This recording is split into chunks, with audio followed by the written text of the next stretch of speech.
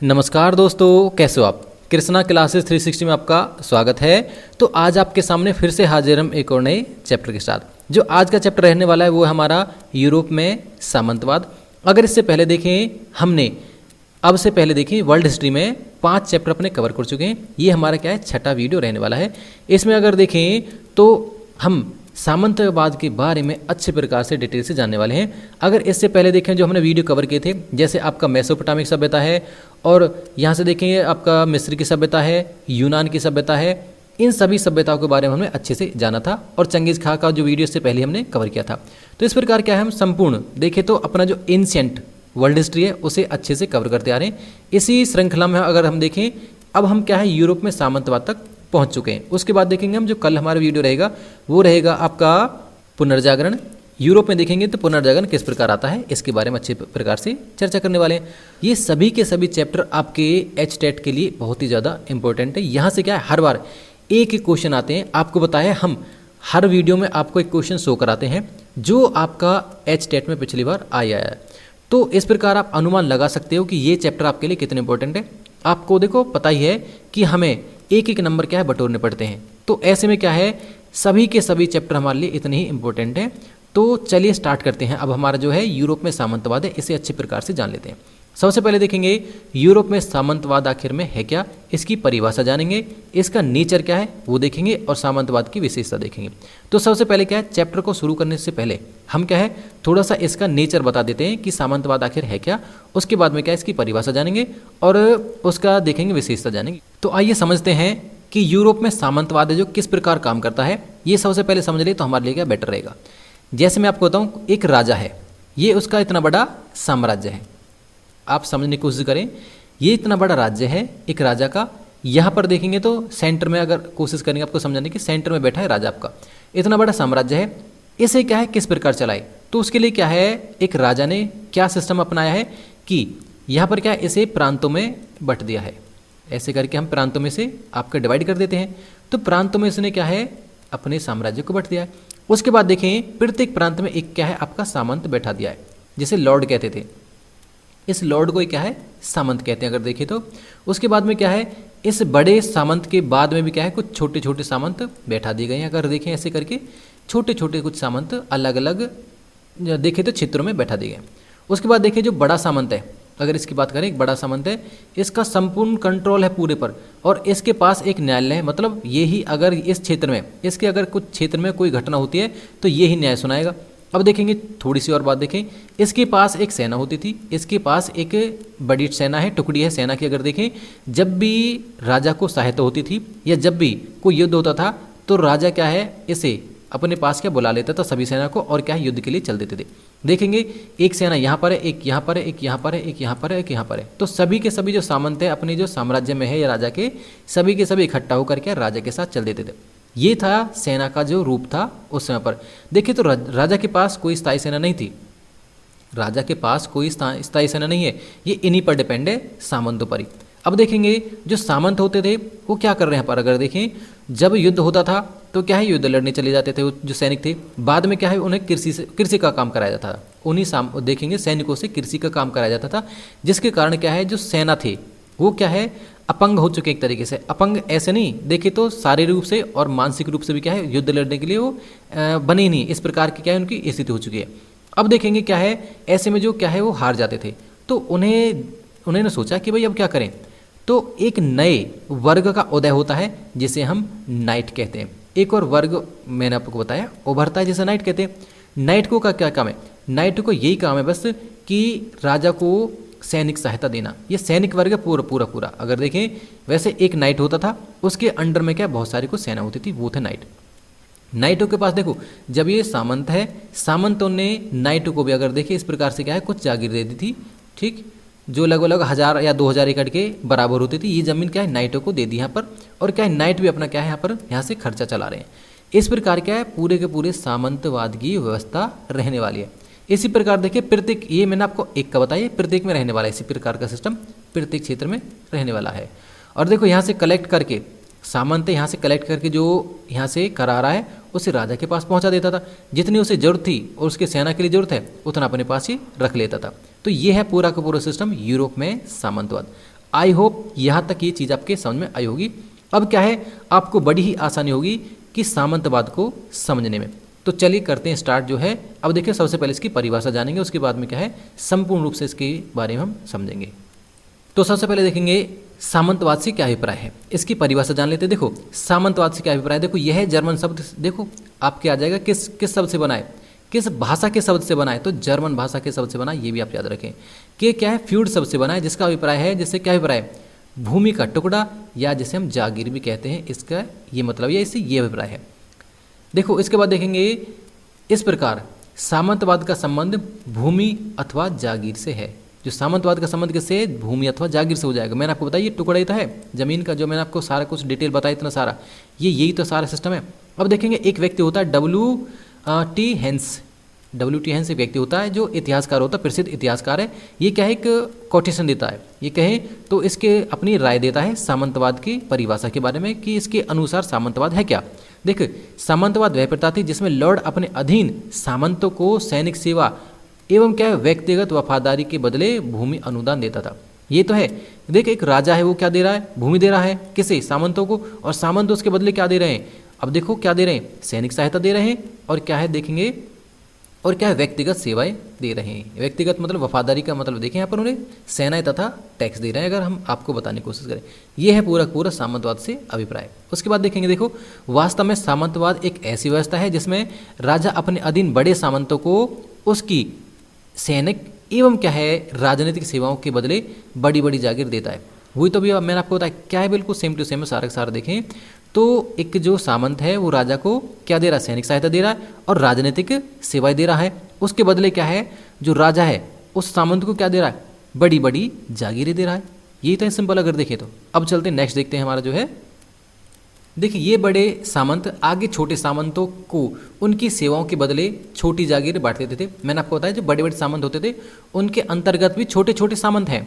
इस प्रकार सामंतवादी व्यवस्था पूरी तरह भूमि के स्वामित्व तथा भूमि वितरण पर आधारित है, जो हम बता चुके आपको सारा का सारा वही। आगे देखेंगे सामंतवाद की विशेषता में सबसे पहले जो आता है किसका स्थान है, वो राजा का है। तो राजा के बारे में क्या हम अच्छे प्रकार से समझ लेते कि राजा की स्थिति कैसी है उस समय पर। देखो सैद्धांतिक रूप से राजा समस्त भूमि का स्वामी है, मैंने आपको बताया, क्योंकि राजा ही दे रहा बांट रहा किसे, सामंतों को जमीन। उसके बाद देखेंगे सामंती अधिक्रम, जो एक क्रम है में राजा सर्वोच्च है। अगर देखिए राजा का स्थान सर्वोच्च है। मध्यकाल में राजा के पास न तो स्थायी सेना होती थी, मैंने आपको बताया था राजा के पास स्थायी सेना नहीं है, वो क्या है सामंतों पर डिपेंड है, एवं न ही उसके पास आय प्राप्त करने का साधन है कुछ, क्योंकि क्या है सामंत उसे आय दे रहे हैं या टैक्स पे करके इकट्ठा करके दे रहे हैं। इसलिए क्या है राजा के लिए दूर के क्षेत्र पर नियंत्रण रखना, अपने राज्य की सुरक्षा करना कठिन था। इसलिए उसने अपनी भूमि का एक बहुत बड़ा भाग अपने अधीन बड़े बड़े सामंतों में बांट दिया। इन सामंतों को लॉर्ड कहा जाता था। अगर देखें ये लॉर्ड किसे कहते थे, इन सामंतों को ही लॉर्ड कहा जाता था। याद रखिए लॉर्ड कौन है, लॉर्ड सामंत ही है, आपसे पूछ लेगा क्वेश्चन में, आगे जानेंगे अब। उसके बाद देखें ये लॉर्ड राजा के प्रति वफादार रहने की सौगंध खाते थे। जो सामंत है लॉर्ड है, देखो वे राजा को सैनिक राजनीतिक सेवाएं प्रदान करते थे। ये लॉर्ड अपनी कुछ भूमि को छोटे सामंतों में बांट देते थे। इस प्रकार ये छोटे सामंत अपनी कुछ भूमि को नाइटों में बांट देते थे। मैंने आपको बताया जो नाइट वर्ग है वो क्या था, सैनिक वर्ग था।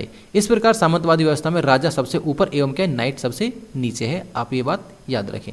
अब देखेंगे, अब हम सामंत के बारे में देखा, अब हमने क्या है राजा के बारे में देख लिया था। राजा सबसे ऊपर है, उसके दूसरे नंबर पर कौन है, सामंत है। इसी के बारे में हम जानेंगे, जैसे हम क्या है लॉर्ड कह देते हैं।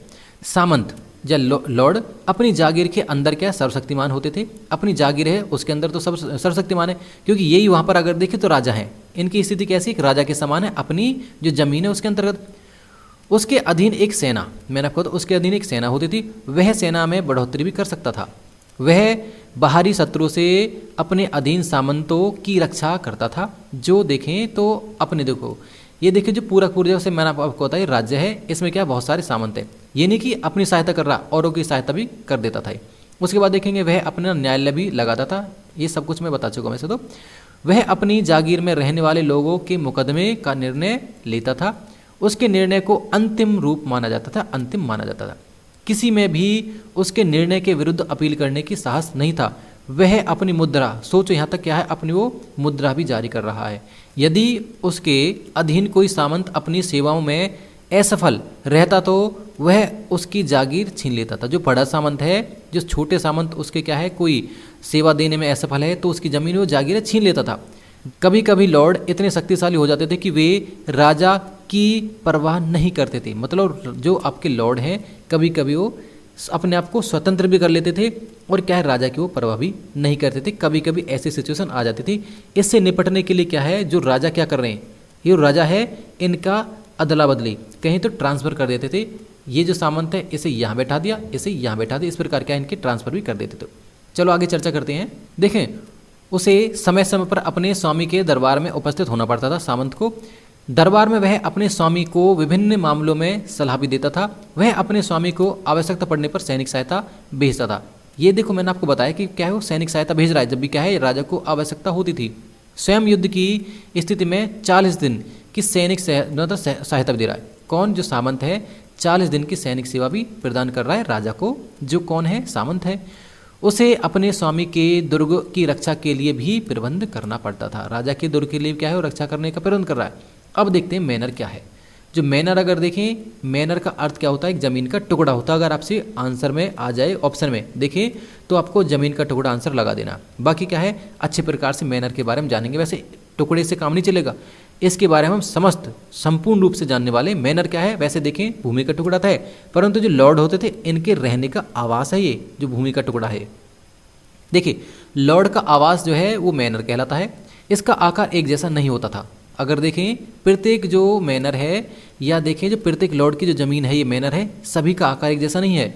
इसमें कुछ गांव से लेकर अनेक गांव सम्मिलित होते थे। प्रत्येक मैनर में एक ऊंची पहाड़ी की चोटी पर क्या है सामंत का दुर्ग होता था। मैंने आपको बताया था जो ये मैनर है एक ऊंची दुर्ग या चोटी पर होता था ये मैनर, और वहीं पर क्या है राजा का क्या होता था मकान होता था या दुर्ग देखें तो दुर्ग या महल होता था।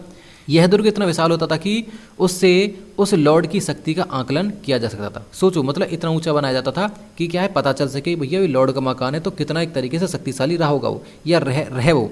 इसके बाद देखेंगे इस दुर्ग की सुरक्षा के लिए चारों ओर क्या है एक चौड़ी खाई खोदी जाती थी। सोचो मतलब अगर देखिए इस प्रकार क्या है चारों तरफ खाई खोदी जा रही है, अगर कोई आक्रमणकारी आएगा तो इसमें गिर जाएगा। पानी से भरा होता था ये, और इसमें क्या है देखते हैं कि मगरमच्छ भी होते थे इसमें पड़े होते थे।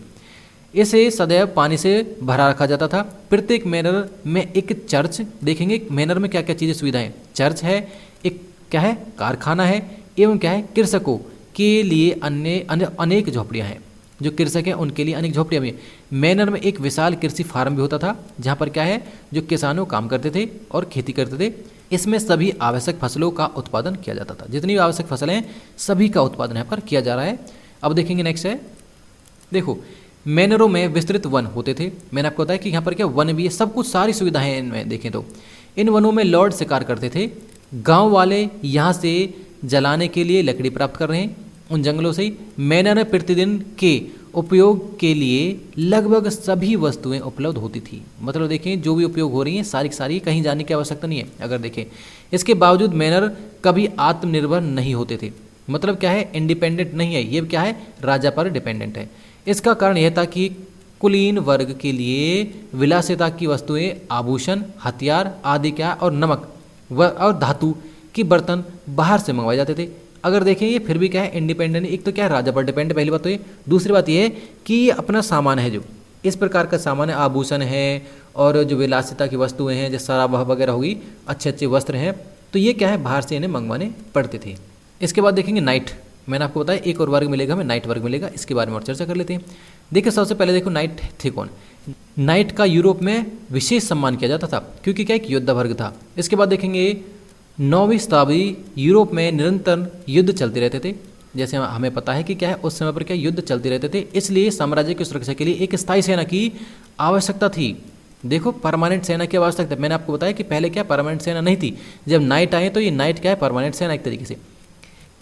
इस आवश्यकता को नाइट नामक एक नए वर्ग ने पूर्ण किया है। फिर नाइट अपने लॉर्ड से उसी प्रकार संबंधित है जिस प्रकार का लॉर्ड राजा के साथ है।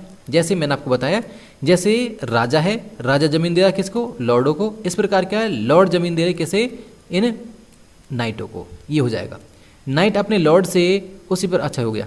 लॉर्ड अपनी विस्तृत जागीर का कुछ भाग नाइट को देते थे। जो मैंने आपको बताया कितना भाग दे रहे हैं, जब वैसे जाने इसे फीफ कहते थे। जो लॉर्ड है नाइटों को जो हिस्सा दे रहे हैं उसे फीफ कहते थे। ये कितनी होती थी, ये 1000 से लेकर 2000 एकड़ तक होती थी। कभी कभी ये क्या है 5000 तक भी देखने को मिली है। बाकी क्या है आपको 1000 से 2000 के बीच लगाना, ये इसका परफेक्ट आंसर रहने वाला है। इसे क्या है उत्तराधिकारी में प्राप्त किया जा सकता था। अगर देखें जो नाइट थे अपनी ज़मीन को क्या है उत्तराधिकारी में प्राप्त कर सकते थे।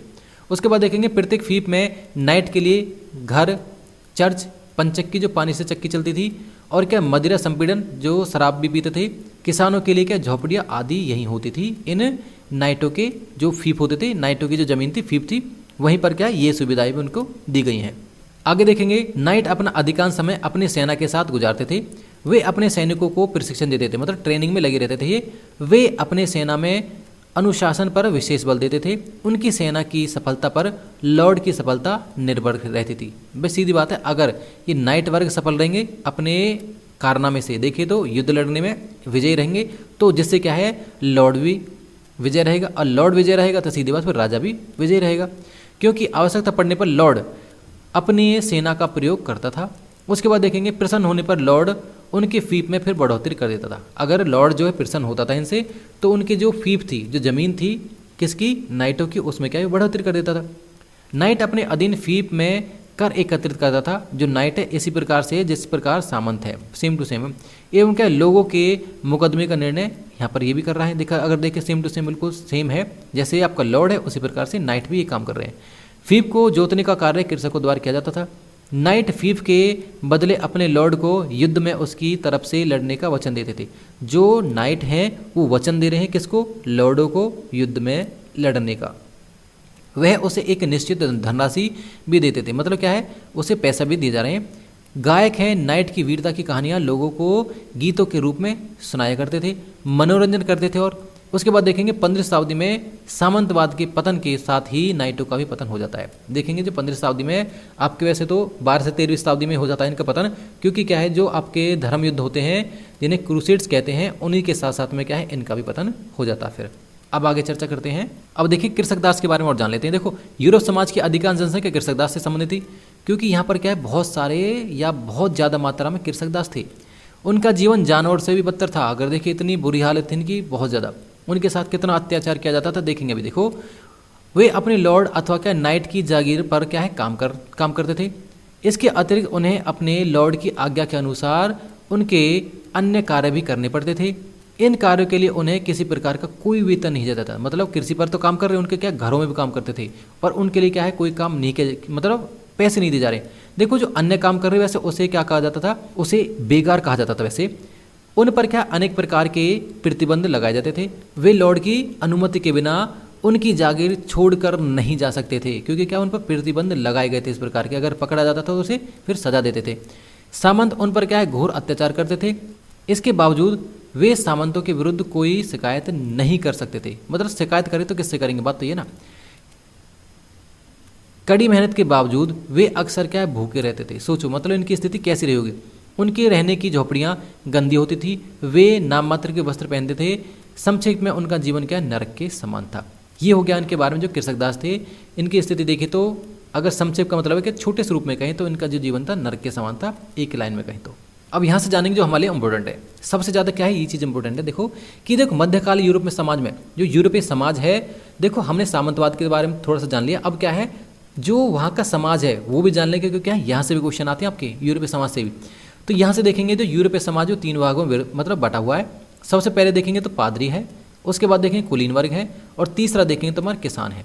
अगर हम यहाँ से बताने की कोशिश करें, हमने 2 वर्ग तो आपके पढ़ लिए वैसे, अगर देखें फिर भी आगे क्या है थोड़ी थोड़ी चर्चा करेंगे इनके बारे में। जो आपका कुलीन वर्ग है यही सामंत वर्ग है। अगर देखिए तो जो कुलीन वर्ग है यही सामंत वर्ग है। सामंत तथा राजा वर्ग दूसरा वर्ग में, कुलीन वर्ग में राजा तथा सामंत वर्ग आ जाएगा, और जो नाइट है ये भी इसी में आएंगे। जो आपका देखिए जो तीसरा है जो किसान थे, ये किसान क्या है अपना निम्न वर्ग में आ जाएंगे। और जो पादरी है सबसे ऊपर क्या है वो पादरी है। इनकी स्थिति और देखेंगे जो पादरी किस प्रकार की इनकी स्थिति है। देखो सबसे पहले देखेंगे देखो प्रथम 2 वर्गों में बहुत कम लोग सम्मिलित थे, क्योंकि क्या इनकी संख्या कम है। अब देखेंगे उन्हें क्या विशेष अधिकार प्राप्त हैं इन दोनों ही वर्गों को। उसके बाद देखेंगे वे विलासिता का जीवन व्यतीत करते थे। वे समाज की अधिकांश जनसंख्या तीसरे वर्ग से संबंधित थी। जो अधिक जनसंख्या वो क्या है, तीसरे वर्ग से संबंधित है। जो आपका किसान है, किसान भी क्या है, दो प्रकार के हैं, जिनके पास स्वयं की जमीन है वो, और जिनके पास कुछ जमीन नहीं है वो भी है। इनकी स्थिति क्या अत्यंत दयनीय थी, हम ऊपर वैसे पढ़ चुके हैं किसान के बारे में। उन्हें अपने गुजारे के लिए कड़ी मेहनत करनी पड़ती थी। अब देखेंगे पादरी के बारे में थोड़ा सा जान लेते हैं कि पादरी की स्थिति क्या है। देखो इस बारे में पॉप देखेंगे, ये भी क्या बटे हुए हैं, पॉप है, आर्क बिशप है, बिशप है, उसके बाद देखेंगे तो आपका पादरी है। इस प्रकार है पॉप, आर्क बिशप, बिशप और पादरी, इस प्रकार क्या है बटे हुए हैं। और उसके बाद देखेंगे यह वर्ग बहुत शक्तिशाली और क्या है प्रभावशाली है। क्यों है देखेंगे इसके बाद में आगे। देखो इसका चर्च पर पूर्ण नियंत्रण था। चर्च के अधीन विशाल भूमि होती थी। चर्च किसानों पर क्या है टिथ कर लगाती थी। अब देखेंगे जो चर्च द्वारा लगाया गया कर है उसका नाम क्या है, यहीं से क्वेश्चन आता है। अगर देखिए कई बार क्वेश्चन आए टिथ वाला तो उसे क्या है टिथ कहते थे। किसानों की कुल उपज का क्या है 10वां भाग होता था। अगर यहाँ से चर्चा करें, ये अगर देखिए टोटल इनकम का, ये देखें उसका क्या है जो उपज होती थी खेत में उसका 10वां भाग ये होता था। उसके बाद देखें, देखो जो शासक है, शासक पॉप की आज्ञा का उल्लंघन करने का साहस नहीं कर सकते थे। जो पॉप का आज्ञा है, जो पॉप की आज्ञा है उसका उल्लंघन नहीं कर रहे हैं शासक। कुलीन वर्ग भी क्या है पादरी वर्ग का बहुत सम्मान करता था। पॉप राज्य को किसी प्रकार का कोई कर नहीं देता था। सोचो जो पॉप है वो राजा को कोई कर नहीं दे रहा है। वे विशाल एवं भव्य महलों में रहते थे जो पॉप हैं। यद्यपि वे लोगों को पवित्र जीवन जीने का उपदेश देते थे, किंतु वे स्वयं विलासिता का जीवन व्यतीत करते थे। सोचो वे चर्च की संपत्ति का दुरुपयोग करने से बिल्कुल भी नहीं हिचकिचाते थे। ये थी किसकी स्थिति, पॉपो जो था प्रथम वर्ग है उसकी स्थिति। अब देखेंगे जो कुलीन वर्ग है इसके बारे में जान लेते हैं। देखो जो दूसरा है वो था आपका कुलीन वर्ग। देखें केवल कुलीन वर्ग के लोगों को ही प्रशासन, चर्च और देखेंगे सेना के उच्च पदों पर नियुक्त किया जाता था। मैंने आपको बताया ना कि क्या है जो दूसरा वर्ग कौन सा है, राजा है और सामंत है, ये वही वर्ग है। उन्हें अनेक प्रकार के विशेषाधिकार प्राप्त हैं। वे सभी प्रकार के करों से मुक्त थे। जो ये क्या है टैक्स से मुक्त हैं। जो दूसरा वर्ग है उसके पास विशाल जागीर होती थी, जैसे मैंने आपको बताया क्योंकि जागीरदार थे ये वही आपका सामंत है। कुलीन इन जागीरों पर एक छोटे राज्य के समान मतलब शासन करते थे। जो कुलीन है जो छोटे हैं, इनसे छोटे हैं, वो उस प्रकार है जैसे मैंने आपको बताया बड़े सामंत है, फिर छोटे सामंत। इनकी स्थिति ये भी है। इनके अंतर्गत कई आते हैं, बड़े सामंत, छोटे सामंत, राजा भी है और नाइट भी हैं। वे अपने न्यायालय लगाते थे। देखो प्रत्येक के पास अपने न्यायालय है, नाइट के पास भी अपना न्यायालय है और राजा के पास भी अपना न्यायालय है। मुकदमों का निर्णय देते थे और वे अपने अधीन क्या है सेना भी रखते थे। उन्हें क्या सिक्के जारी करने का भी अधिकार था। हमने ऊपर देखा था कि उन्हें सिक्के जारी करने का भी अधिकार है। उन्हें लोगों पर कर लगाने का भी अधिकार था। वे कृषकों से बेगार लेते थे। बेगार का मतलब क्या होता है कि उनसे अपने घर में काम करवाते थे, ये होती थी बेगार। उसके बाद देखें, देखो कुलीन वर्ग बहुत धनवान थे, जो हमने आपको बताया क्योंकि क्या कुलीन वर्ग तो धनवान रहेगा क्योंकि क्या है उसके पास ज़्यादा से ज़्यादा क्या है संपत्ति है और ज़मीन है। राज्य की अधिकांश संपत्ति उनके अधिकार में थी। वे विशाल महलों में रहते थे, बहुत विलासिता का जीवन व्यतीत करते थे। उनकी सेवा में बड़ी संख्या में नौकर और नौकरानियाँ रहती थी। इस प्रकार का उनका जीवन था। अब देखेंगे जो हमारा तीसरा है किसान, जो बेचारे सबसे ज़्यादा गरीब है और इनकी संख्या ही ज़्यादा है। किसान यूरोप के समाज में तीसरे वर्ग से संबंधित थे। तीसरे वर्ग की गणना यूरोपीय समाज के सबसे निम्न वर्ग में की जाती थी। यूरोपीय समाज की कुल जनसंख्या का 85 से 90% भाग था। सोचो इतने हैं ये गर्दे की संख्या में। उस समय समाज में दो प्रकार के किसान थे, स्वतंत्र किसान और कृषक दास। तो कृषक दासों की जो स्थिति है इन स्वतंत्र किसानों से भी ज़्यादा बदतर है। स्वतंत्र किसान क्या है, जिनके पास अपने खेत हैं, अपनी मर्जी से फसल बो सकते थे, परंतु क्या जो कृषक दास हैं वो दूसरे की जमीन पर काम कर रहे हैं। बस इतना फर्क है इनके बारे में। अब देख लेते, चर्चा कर लेते पहले स्वतंत्र किसानों के बारे में। यूरोपीय समाज में स्वतंत्र किसानों की संख्या बहुत कम थी। यद्यपि वे अपनी भूमि सामंतों से प्राप्त करते थे, वे इस पर अपनी इच्छानुसार खेती करते थे। सामंत इन किसानों से बेगार नहीं लेते थे और देखेंगे उन पर कृषक दासों की तरह प्रतिबंध नहीं लगाए थे। अगर देखें इसलिए क्या है इन्हें स्वतंत्र किसान का, क्योंकि क्या है ना तो इन पर प्रतिबंध है और ना जो सामंत है इनसे बेगार ले रहे हैं और ये क्या है अपनी इच्छानुसार भी खेती कर रहे हैं। और देखें अगर इनकी संख्या की बात करें तो इनकी संख्या जो कृषक दास हैं इनसे क्या है कम है। वैसे तो वे केवल क्या निश्चित मात्रा में सामंतों को भूमि कर प्रदान करते थे जो स्वतंत्र किसान थे। अब देख लेंगे कृषक दास है। इनकी स्थिति क्या थोड़ी सी और खराब है। देखो, यूरोप समाज में अधिकांश जनसंख्या क्या कृषक दासों से संबंधित थी। कृषक दास का जीवन नरक के समान था, हम ऊपर देख चुके हैं। देखो, इनके कुछ कर्तव्य बताए गए हैं, देख सकते हैं। देखो, वर्ष में कम से कम 40 दिन सामंत या थे, सामंत की सेना में कार्य करना होता था इन्हें। और उसके बाद देखेंगे उसे एवं उसके परिवार के सदस्यों को सप्ताह में 3 अथवा उससे अधिक दिन सामंत की जागीर पर जाकर काम करना पड़ता था। देखो, इसे ही कहा बेगार कहा गया। इसके लिए उन्हें पैसे भी नहीं मिलते थे। अगर देखें तो कृषक दास जानवरों से भी ज़्यादा बदतर जीवन व्यतीत करते थे। 16 से 18 घंटे रोजाना कड़ी मेहनत करने के बावजूद उन्हें 2 समय भरपेट खाना नसीब नहीं होता था। सोचो, वे गंदी झोपड़ी में रहते थे, ये सभी के बारे में हम जान चुके हैं। वहाँ पर रोशनी भी नहीं है, गंदगी बहुत ज़्यादा है। तो इस प्रकार क्या उनका क्या है जीवन है। वर्षा के दोनों में झोपड़ी में पानी भर जाता था, बीमारी फैल जाती थी, स्थिति उनकी क्या बहुत ज़्यादा बदतर हो जाती थी। किसकी क्या है ऐसी उनकी स्थिति, किसकी, जो कृषक दास थे। अब देखिए, हम थोड़ा सा चर्च के बारे में चर्चा कर लेते हैं कि चर्च किस प्रकार काम करती है। देखो, वास्तव में चर्च का जीवन से लेकर कब्र तक या जन्म से लेकर कब्र तक लोगों के जीवन पर पूर्ण नियंत्रण है। सोचो एक तरीके से क्या कितना कंट्रोल कर रखा है। अगर हम अगले चैप्टर में जानेंगे तो ये पॉइंट हमारे लिए काम आएंगे। क्यों? क्योंकि क्या है, ये ऐसा दौर है जिसे अंधकार का युग भी कहते हैं, जो आपका ये मध्यकाल है। यूरोप में मध्यकाल है, इसे अंधकार का युग कह रहे हैं। इस अंधकार के युग के बाद ही क्या आता है, पुनर्जागरण आता है। इसके अपने नियम एवं क्या न्यायालय थे।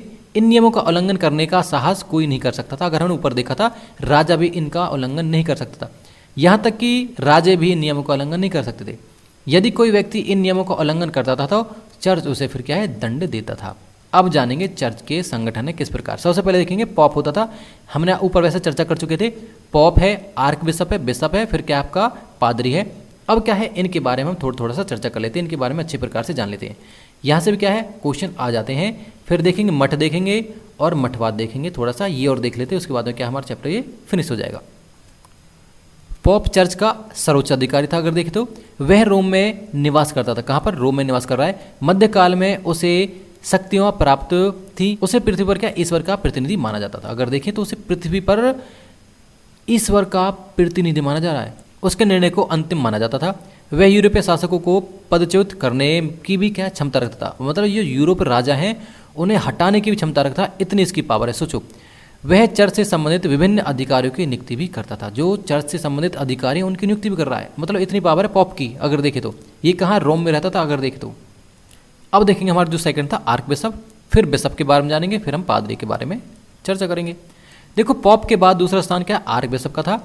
प्रांतीय बिशप पर क्या अपना नियंत्रण रखता था, उसके कार्यों की देखरेख करता था, इसका अपना न्यायालय होता था। यह बिशपों के निर्णयों के विरुद्ध कई अपीलों को सुनता था।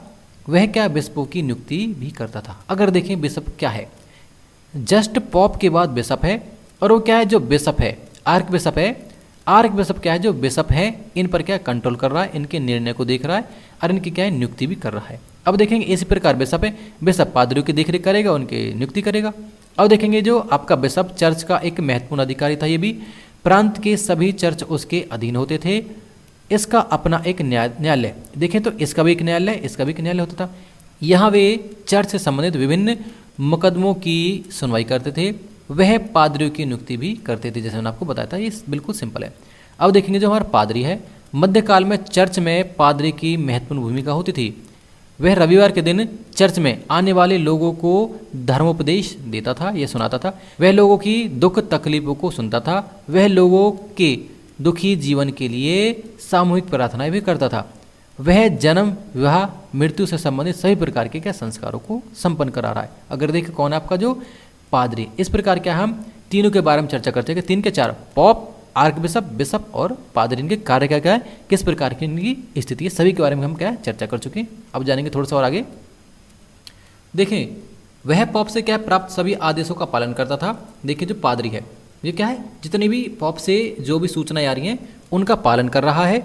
पादरियों के लिए कुछ विशेष योग्यताएं निर्धारित की गई थी।